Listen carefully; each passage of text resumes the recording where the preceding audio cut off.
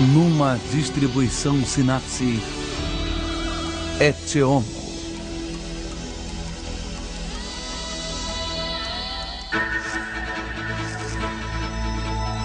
O comércio.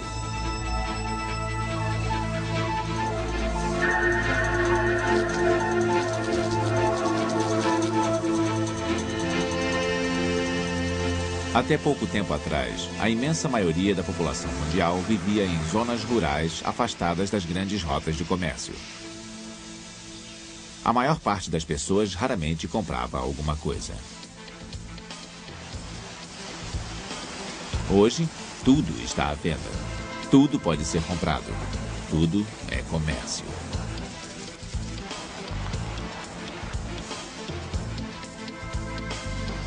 Nas sociedades industrializadas, a maioria das pessoas não mais produz os elementos essenciais de que precisam para viver. Todos os objetos que utilizam e toda a comida que comem são obtidos através de transações comerciais. Ou seja, são comprados. O homem moderno é fortemente estimulado a comprar todo tipo de produtos e serviços que vão muito além de suas necessidades básicas.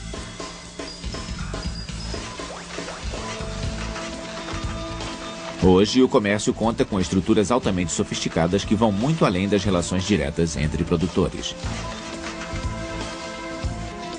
A compra de um produto é o resultado de uma longa cadeia de transações que envolvem banqueiros, produtores, fabricantes e distribuidores espalhados pelo território do comércio internacional.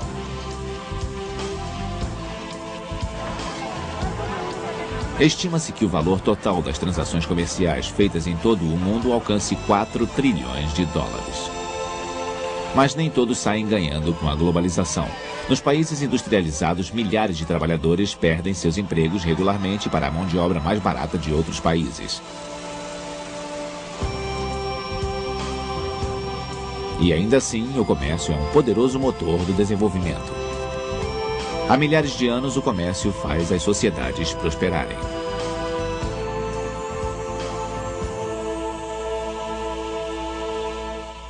As primeiras trocas.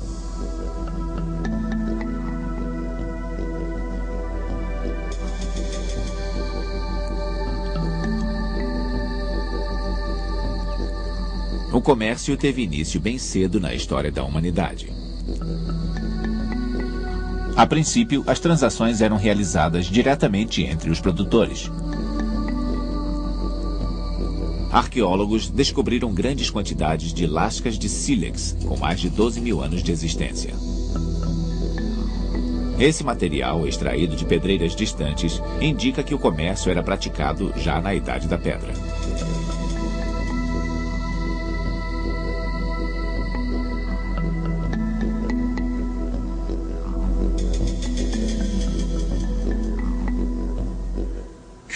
Sempre que duas pessoas têm instrumentos ligeiramente diferentes, ou armazenaram coisas diferentes, ou têm talentos diversos, isso levará ao escambo. Pois se você tem algo que eu não tenho, logo encontraremos uma maneira de trocar.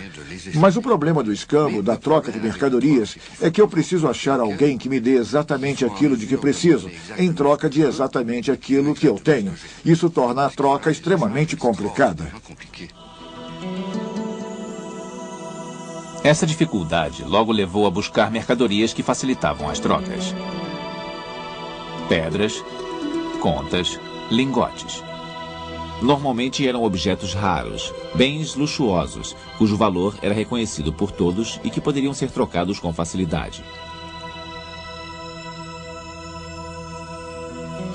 Os metais preciosos logo cedo se tornaram um meio de troca. Em algumas culturas, sua forma determinava o valor. Por exemplo, um lingote cuja forma se assemelhasse à de um boi era equivalente a uma cabeça de gado.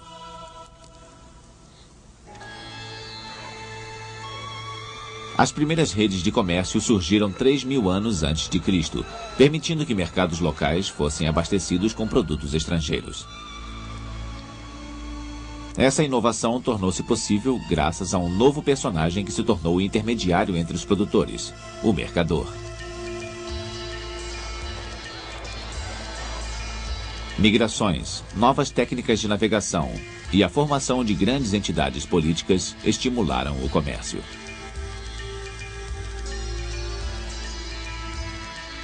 Em pouco tempo, tornou-se necessário manter relatórios para lembrar o que havia sido entregue, pago ou vendido a crédito.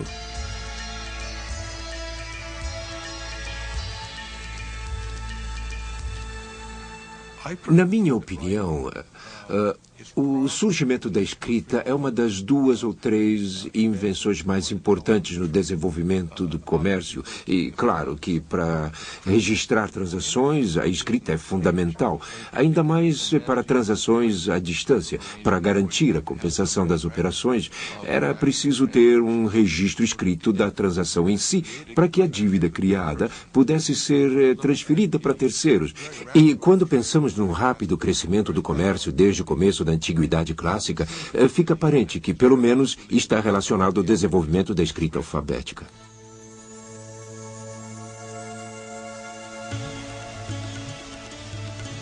Na Antiguidade, as civilizações mediterrâneas tinham ao seu dispor recursos muito variados.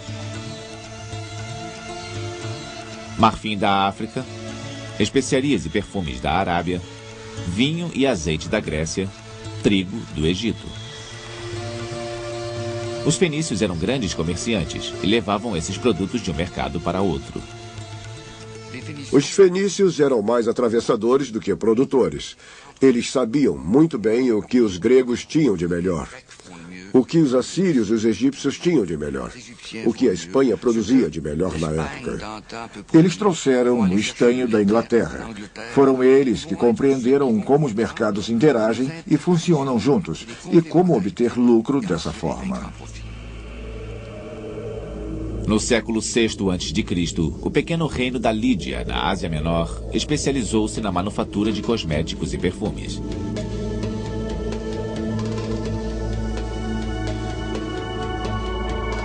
Cressos, o rei da Lídia, ganhou fama como o homem mais rico do mundo. Ele enriqueceu através de seu controle sobre o comércio de cosméticos. Cressos também era um rei esperto. Ele percebeu que as transações comerciais seriam realizadas muito mais rapidamente se os mercadores não precisassem pesar constantemente o ouro e a prata. Então fundia pequenos pedaços de ouro com um peso padronizado e, para lhes dar um status oficial, ele os marcava com um selo. Assim, Cressos deu às moedas sua forma final, achatada e redonda.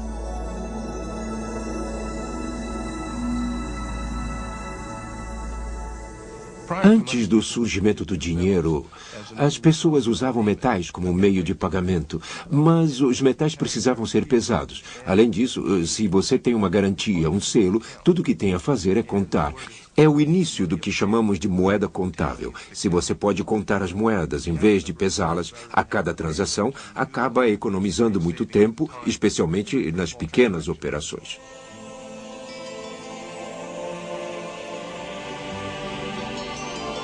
Diversas civilizações prosperaram às margens do mar Mediterrâneo, mas nenhuma jamais se equiparou às conquistas dos romanos, que expandiram seu império do Ocidente ao Oriente. Um sistema de leis único e uma moeda comum para uso em todo o império agilizava o comércio em um mercado de 87 milhões de habitantes espalhados por mais de 7 milhões de quilômetros quadrados. Do norte da África a Roma, comerciava-se com grãos e havia o trigo na Índia. Eles usavam navios enormes e dizem que Pitágoras construiu um navio, acho que por volta de 250 ou 200 antes de Cristo, e esse navio tinha o mesmo tamanho das maiores embarcações construídas até o começo do século XIX. Eram cargueiros enormes e serviam para transportar grãos.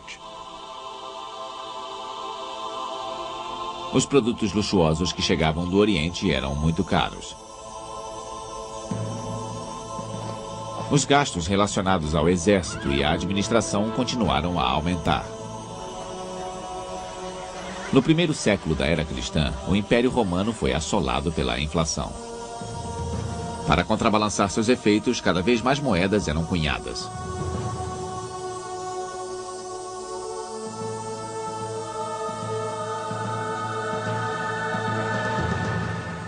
Com o passar dos anos, as moedas passaram a conter cada vez menos prata, tanto que depois de um certo tempo ninguém mais queria aceitá-las. A população não confiava mais no dinheiro e todo o sistema monetário entrou em colapso.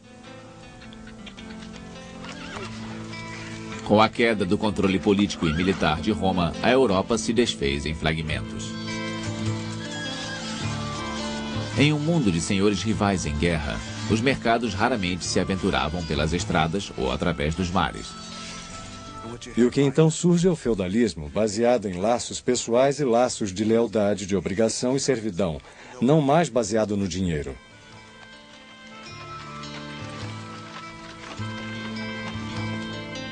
Durante vários séculos, o comércio era, na maior parte, realizado localmente. Muito poucos produtos do Oriente entravam na Europa.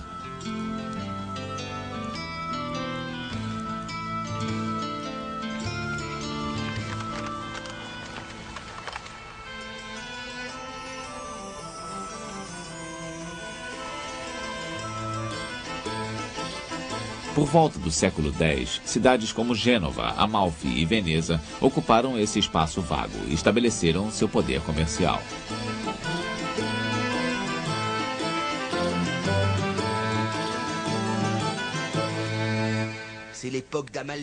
Foi a era de Amalfi e outras cidades, dos mercadores dispostos a correr riscos. Eles foram os primeiros a formar parcerias comerciais em que um sócio ficava em terra, enquanto o outro saía em busca de aventuras. E para onde eles iam? Iam acompanhando as praias, até Bizâncio, é claro.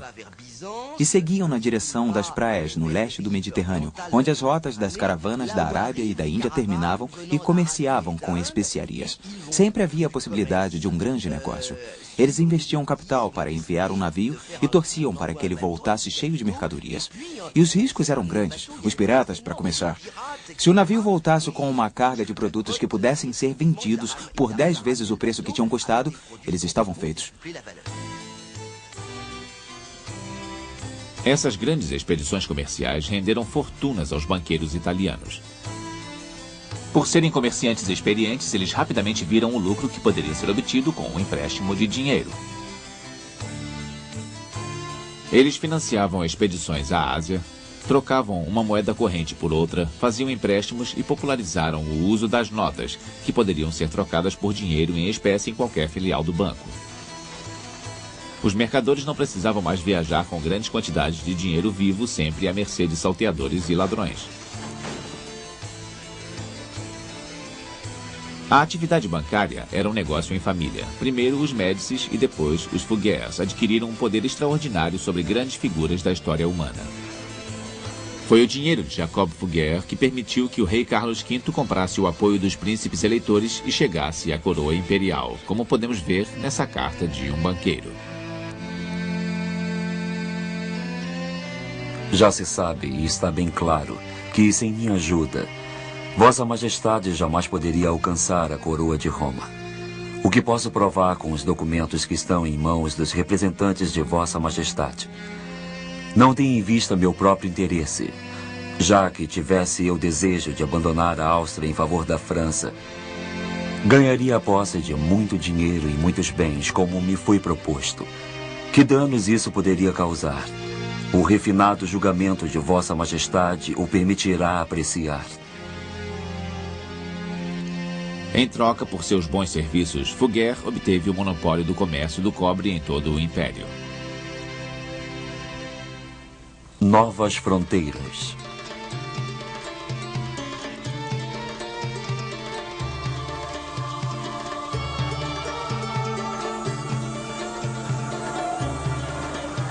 Quando os turcos invadiram Constantinopla e fecharam as rotas para o Oriente em 1453, os europeus se viram subitamente impedidos de realizar o lucrativo comércio das especiarias. Esse acontecimento teve repercussões tremendas no futuro do comércio internacional. Durante esse período, as especiarias eram o principal produto nas trocas internacionais e elas tinham um papel muito importante. Nós costumamos esquecer que numa época em que não havia refrigeração, as especiarias eram usadas para conservar os alimentos.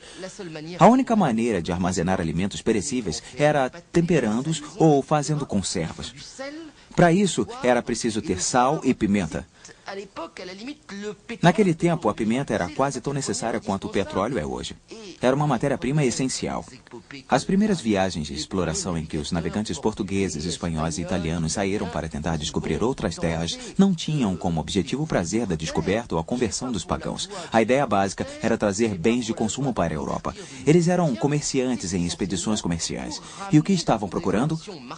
A rota das especiarias. Eh bien, il cherche à trouver la route des épices. Cristóvão Colombo, o mais famoso entre os grandes exploradores, nunca encontrou o caminho das especiarias. Mas ele descobriu um novo continente abarrotado de riquezas. Ouro e prata que fariam fortunas para os reis da Espanha e de Portugal. O descobrimento da América marcou o fim do Mediterrâneo como o principal centro comercial e aumentou consideravelmente os horizontes comerciais da época.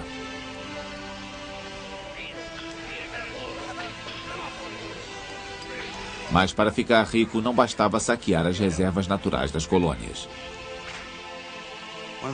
Uma das grandes ironias da história de Portugal e Espanha, as duas potências que conquistaram as Américas, que tinham todo o ouro e toda a prata, sendo que a Espanha ficava com a maior parte da prata e Portugal com o ouro, é que essas duas potências faliram rapidamente. Elas entraram em bancarrota, perderam seu poder e nunca mais em sua história voltaram a ser proeminentes. Isso porque não perceberam que a chave da riqueza não era possuir ouro e prata. A chave da riqueza era o comércio. O ouro e a prata das Américas foram para outros países europeus. Os espanhóis e os portugueses tinham dinheiro para comprar os produtos fabricados em outros países e por isso produziam muito pouco internamente. Os ingleses, franceses e holandeses, que eram seus fornecedores, também tinham suas próprias colônias, onde vendiam parte dos bens que manufaturavam.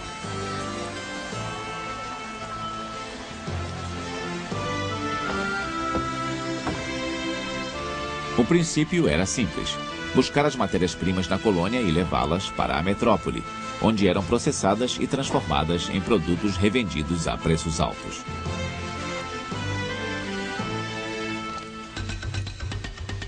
Nas Américas, as plantações de cana-de-açúcar precisavam de mão de obra. Isso porque na Europa o açúcar tinha passado de produto de luxo à necessidade básica.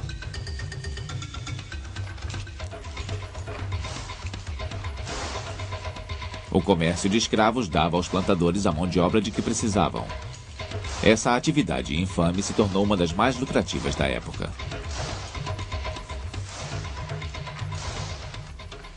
Bem, o comércio triangular a que tanto nos referimos era o comércio entre a África, as Américas e a Europa em geral. Bens manufaturados, normalmente tecidos e contas, eram exportados para o litoral oeste da África. Ferro também, não devemos esquecer. E armas. As armas eram negociadas com os líderes africanos que iam buscar escravos no interior, muitas vezes usando essas armas para capturá-los.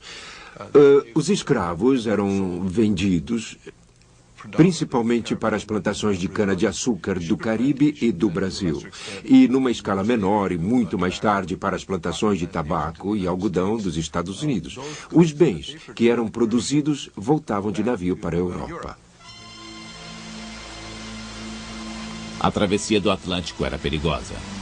As tempestades eram comuns e nunca havia garantia de que os navios chegariam ao porto em segurança. Piratas, normalmente pagos por companhias rivais, rondavam as rotas mais usadas esperando uma presa fácil.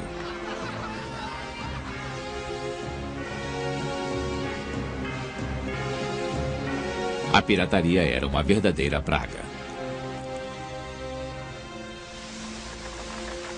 Em 1695, o capitão Kidd, comandante de um navio de combate, recebeu a incumbência de abordar embarcações piratas.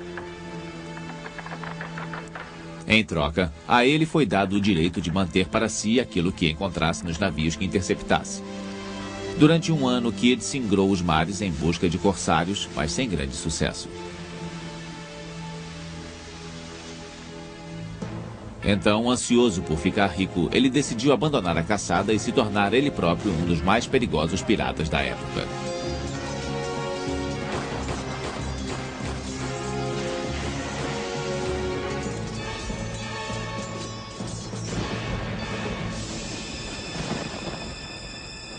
Kidd foi enforcado em Londres em 1701.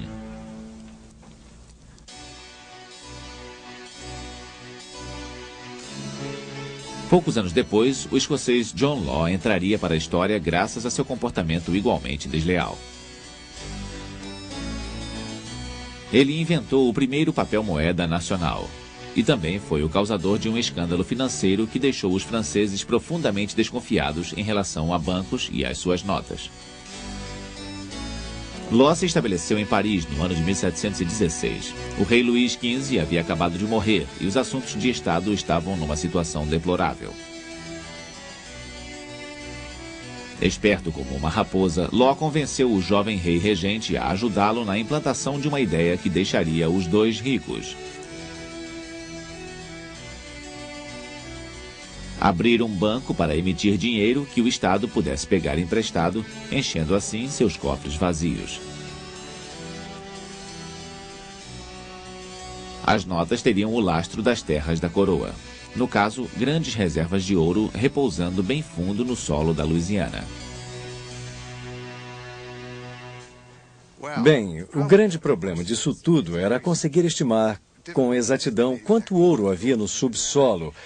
E ele dizia, John Law dizia, que nos Estados Unidos havia quantidades enormes de ouro no subsolo e todo ele pertencia ao rei da França. Logo, o rei da França poderia emitir o quanto quisesse desse novo papel-moeda. Bem, isso durou algum tempo. John Law chegou até a usar desempregados vestidos como mineiros marchando pelas ruas de Paris para convencer as pessoas de que estavam indo para a América para escavar essa riqueza. Toda a especulação sobre a venda das ações da companhia criada para extrair o ouro da Louisiana fez os preços subirem. Infelizmente, as minas de ouro da Louisiana mostraram-se bem menos generosas do que o esperado. A especulação não se manteve. As ações perderam seu valor, assim como as notas bancárias de John Law. O papel-moeda sofrera a primeira deflação da história.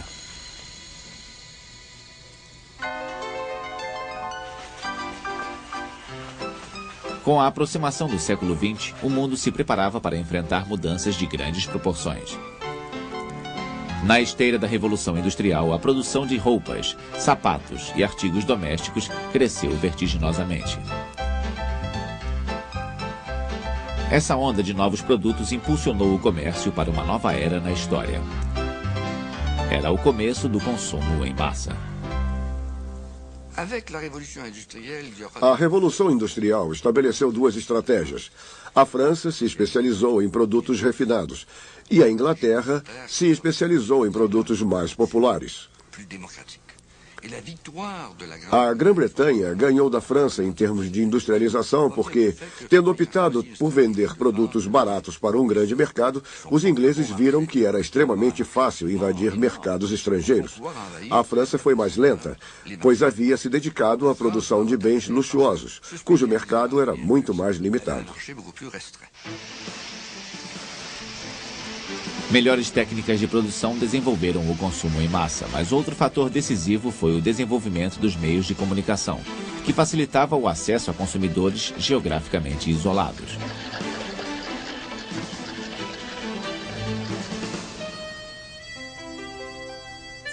Durante esse período, as primeiras lojas de departamento fizeram fortunas com vendas pelo correio. Em 1895, o catálogo da Sears tinha 532 páginas. Eles vendiam de tudo.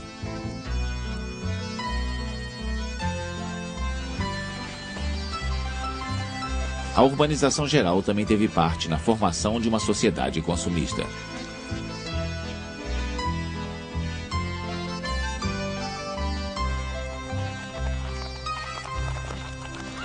Diferentemente dos trabalhadores agrários, as pessoas que trabalhavam em fábricas ou escritórios dependiam totalmente do comércio para comprar comida, roupas e móveis.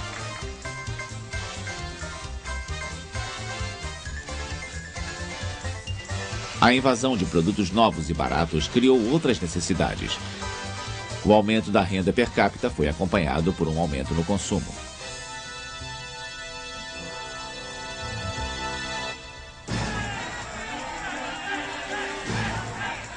A quebra da Bolsa de Nova York em 1929 fez os Estados Unidos e o mundo mergulharem em uma crise econômica sem precedentes. Nos anos seguintes, o consumo despencou e o nível de desemprego subiu às alturas. Para proteger as indústrias nacionais, os países adotaram políticas de protecionismo. No mundo todo, os governos nacionalizaram e estabeleceram monopólios no comércio. O Comitê do Trigo do Canadá, por exemplo, data de 1933. Uma política agrícola comum foi estabelecida na Europa. Nos Estados Unidos, foi aprovado o Ato de Ajuste Agrícola. Também havia o Comitê do Trigo da Austrália, os fundos de estabilização, os comitês de comércio na África e assim por diante. Então, pouco a pouco, as nações implantaram mecanismos de controle e fecharam as portas para o comércio internacional. As taxas de importação sofreram aumentos enormes.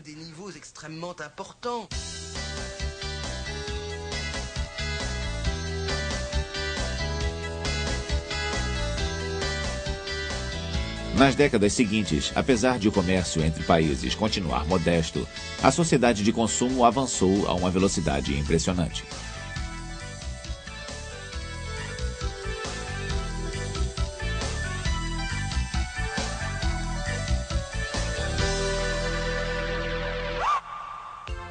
Os consumidores de hoje.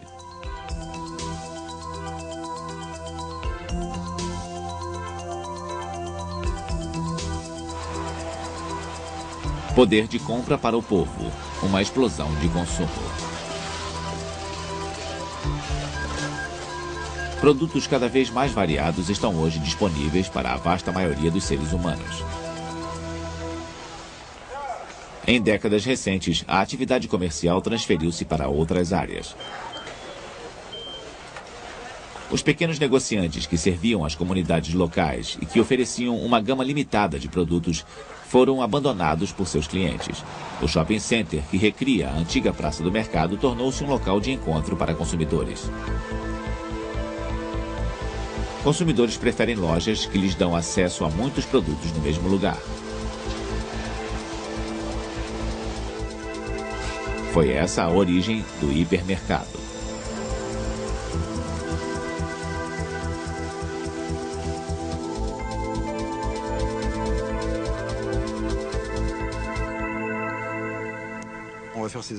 Nós fazemos compras semanais e compramos tudo aquilo de que precisamos de uma vez só. Dessa forma, percebemos que é mais caro comprar diariamente produtos como pão, manteiga, carne, coisas assim. Era agradável dizer oi para a pessoa atrás do balcão na leiteria, mas o preço desse prazer é maior que seu valor. As coisas mudaram.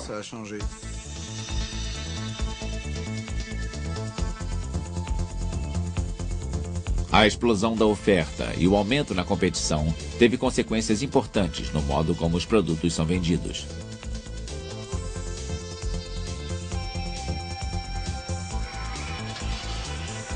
Hoje em dia, os gastos com propaganda são 7 vezes maiores do que eram na década de 50.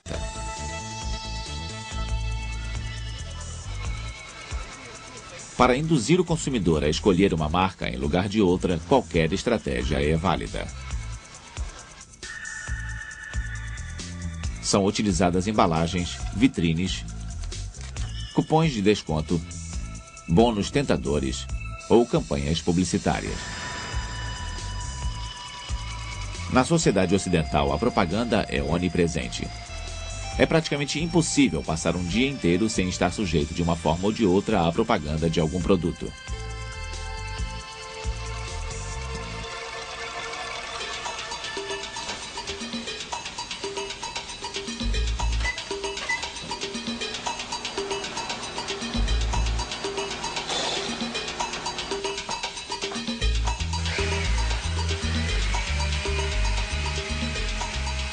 Todas essas mensagens que bombardeiam os consumidores têm apenas um objetivo: promover o consumo, elevando-o ao status de valor cultural.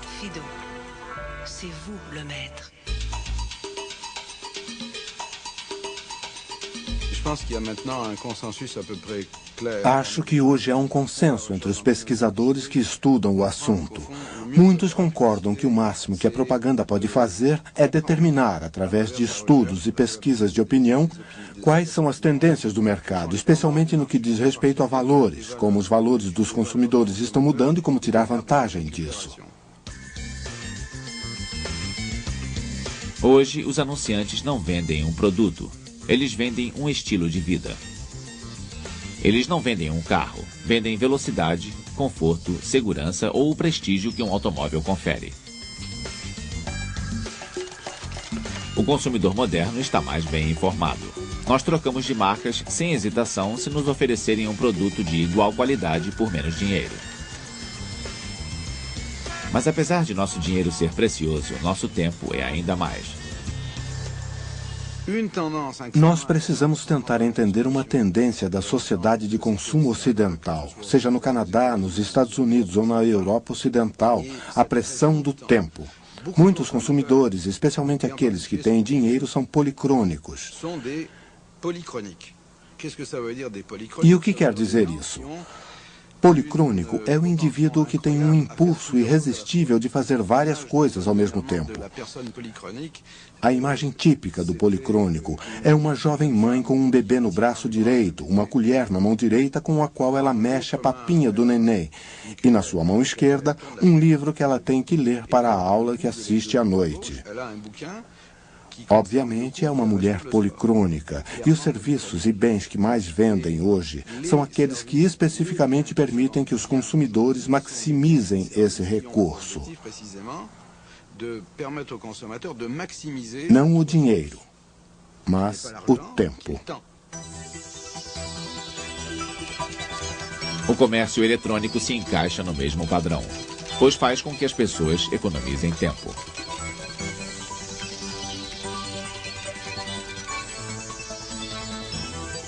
Sem sair de casa, consumidores podem ter acesso a uma infinidade de fornecedores.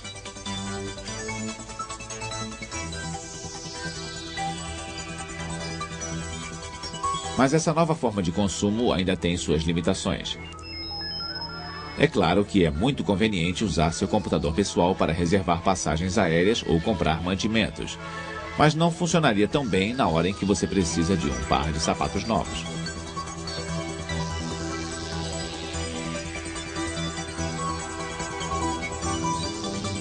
Usar dinheiro eletrônico também poupa tempo.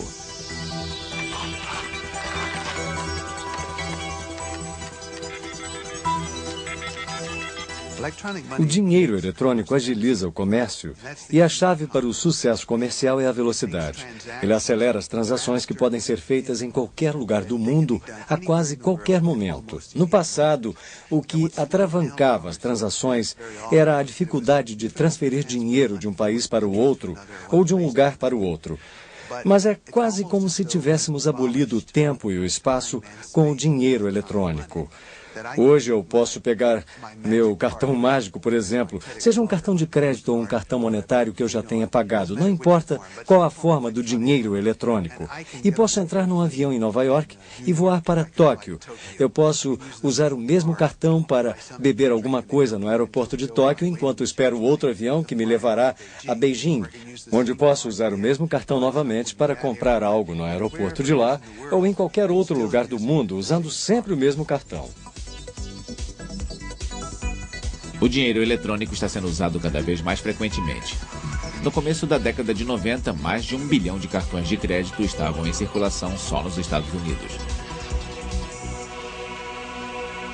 Mas eles ainda não estão disponíveis para todos.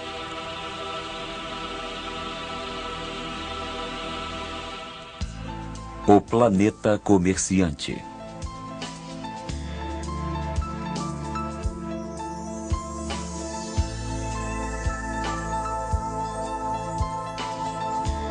Com a revolução das comunicações, as fronteiras vão perdendo seu significado.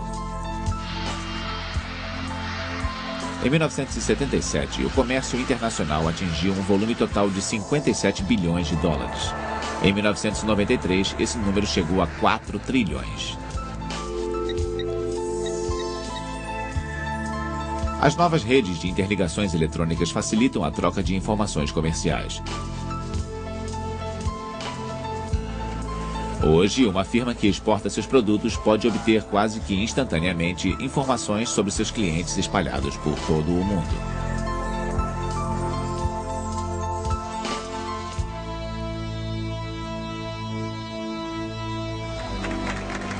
A criação das zonas de comércio livre, a assinatura de acordos com a intenção de abolir as barreiras comerciais entre os países membros do GATT e o estabelecimento da Organização Mundial de Comércio no começo dos anos 90 também tiveram um importante papel na abertura dos mercados.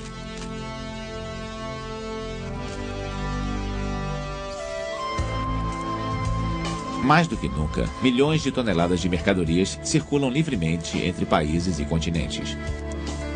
E mais do que nunca, o comércio mundial inclui todas as regiões do globo terrestre.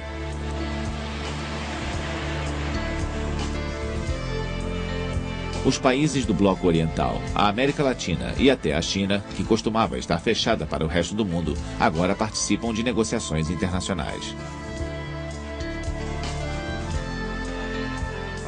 Hoje, quando chegamos a um ponto em que olhamos à nossa volta e literalmente quase todos os produtos que consumimos no nosso café da manhã vêm de outra parte do mundo, precisamos de algo que faça esse sistema funcionar. Esse algo, quase como se fosse o sangue do sistema internacional, é o dinheiro.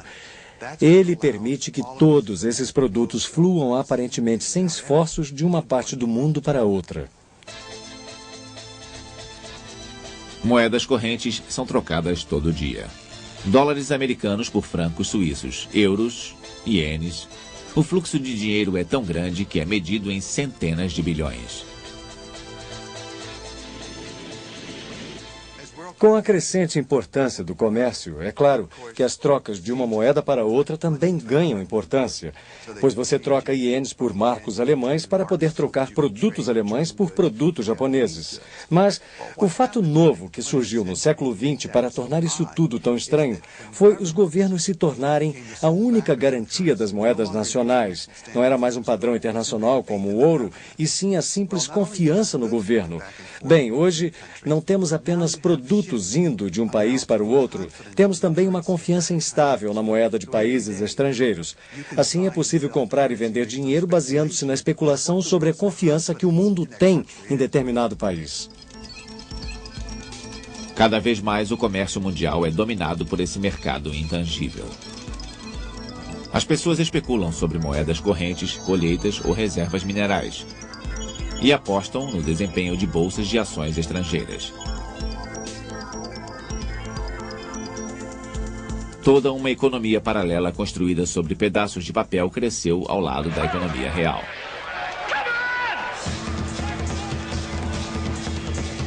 O volume das transações financeiras hoje é 50 vezes maior do que o volume de transações comerciais de produtos e serviços.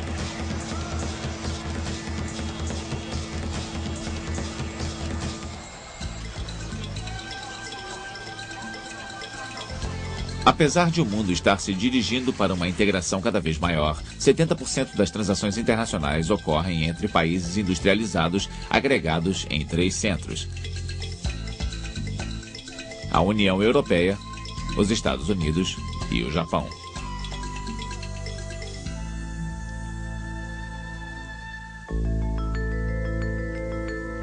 Há 20 anos, o petróleo era o produto com maior demanda. Hoje, são os bens industrializados.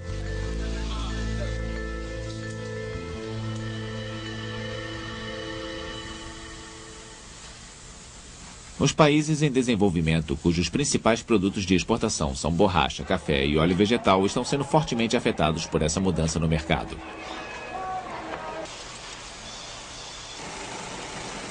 Alguns países com poucos recursos naturais conseguiram aproveitar o mercado internacional usando sua mão de obra barata para produzir bens de exportação a preços competitivos.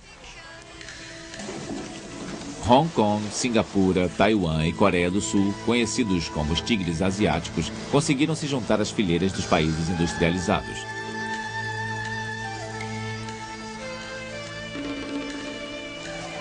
Hoje, outros países da Ásia seguem o mesmo caminho.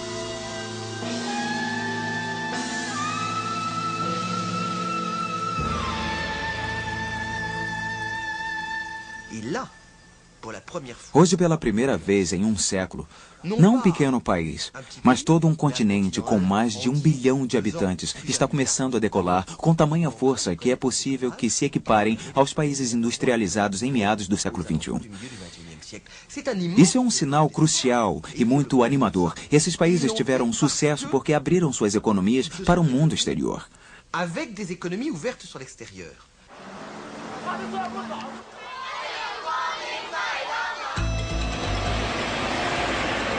Fronteiras abertas e comércio livre podem fazer crescer uma economia nacional.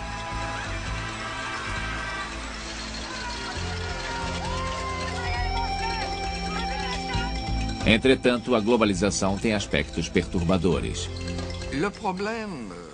O principal problema que a maioria dos países enfrentará será equilibrar a proteção do mercado interno com o acesso livre, de forma que seja possível criar uma divisão de trabalho lucrativa.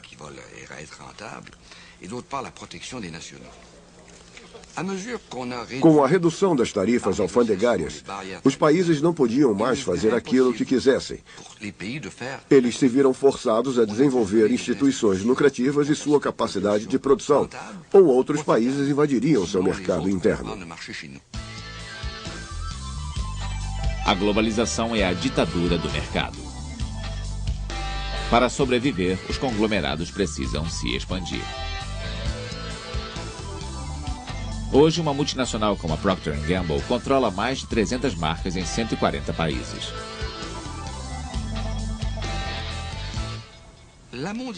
A globalização é um eterno bicho-papão para os produtores, pois os força a ser tão eficientes quanto seus vizinhos, para não serem eliminados.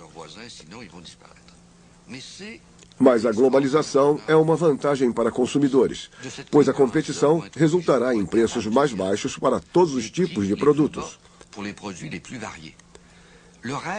Talvez o sonho dos consumidores seja uma competição internacional livre, que lhes dê acesso a todos os produtos do mundo pelos preços mais baixos possíveis.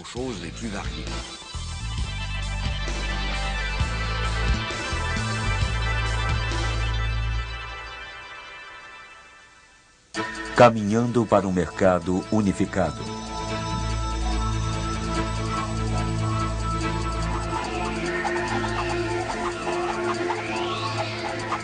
A moeda eletrônica é uma invenção recente, mas já conseguiu causar uma revolução no comércio mundial. As quantias transferidas de um lado do globo para o outro são inacreditáveis. Eu vou dar um exemplo de como o dinheiro eletrônico é importante no mundo de hoje. Se a cada vez que trocamos bens e serviços precisássemos realmente transferir o dinheiro, digamos, da Europa para os Estados Unidos, seria necessário ter 22 navios do porte do Titanic navegando todos os dias apenas para levar o dinheiro que deve ser transferido de um país para o outro.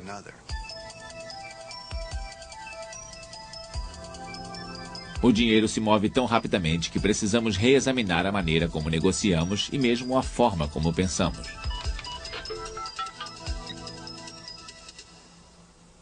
Talvez estejamos no estágio final do dinheiro.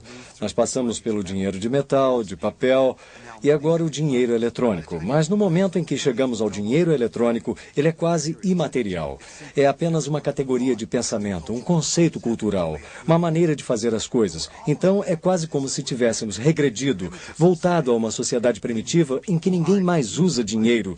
Nós podemos estar no auge da história do dinheiro, mas ao mesmo tempo pode ser a hora em que o dinheiro começará a desaparecer.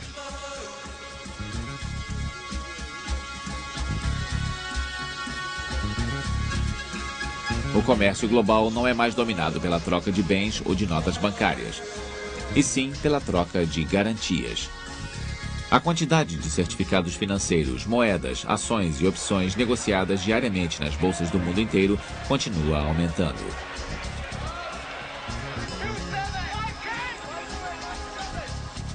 Não há fronteiras nem limites para a especulação. Eu diria que a especulação é uma parte inerente do comércio e das finanças. A palavra vem do latim speculare, que significa olhar ao longe. Ver adiante. Se sou um comerciante, sei que dependo de um produto e que seu preço amanhã pode ser outro. No fundo, goste ou não, sou um especulador. Isso é ainda mais verdadeiro hoje, pois vivemos em um mundo essencialmente especulativo, governado pela dinâmica da instabilidade. O mercado global se transformou em um verdadeiro cassino e está começando a dominar a economia verdadeira.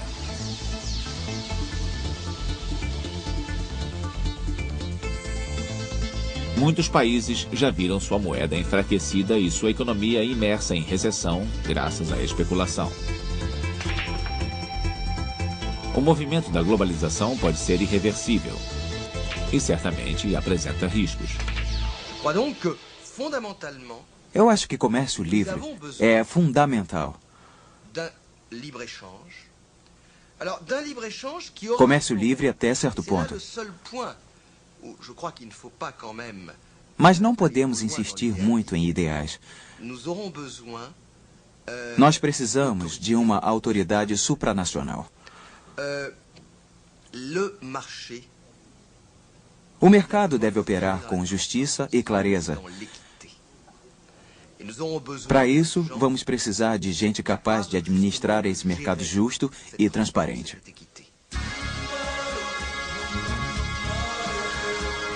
A globalização ajudará os países mais pobres a se tornarem prósperos? Alguns acham que sim, outros não têm tanta certeza.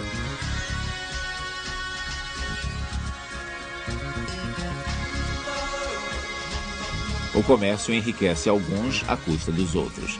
De forma alguma é uma relação entre iguais. O comércio é uma prova de força.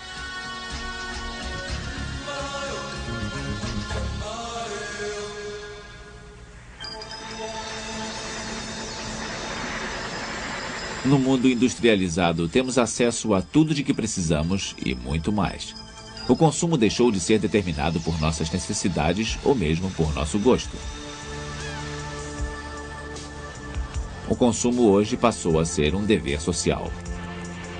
As pessoas usam o consumo para afirmar seu status. O consumo é uma linguagem que ressalta as diferenças entre as pessoas.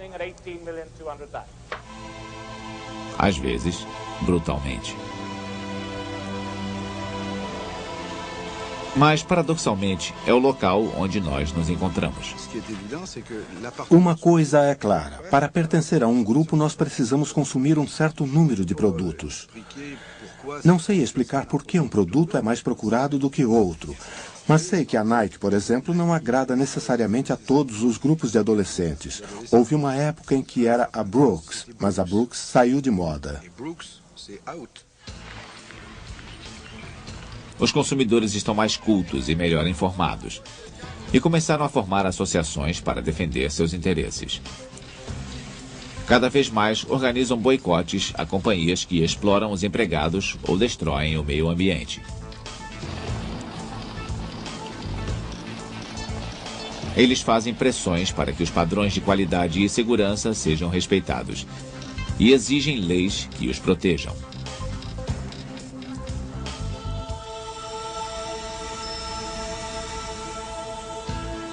Há milhares de anos, a humanidade desenvolveu uma atividade que vai além das transações de que precisamos para sobreviver, para alcançar um nível altamente complexo. Comércio gera desenvolvimento e tem um importante papel na construção da aldeia global em que todos nós teremos acesso fácil ao mercado mundial. Uma aldeia global com sociedades e um mercado cada vez mais uniformizados pelo comércio.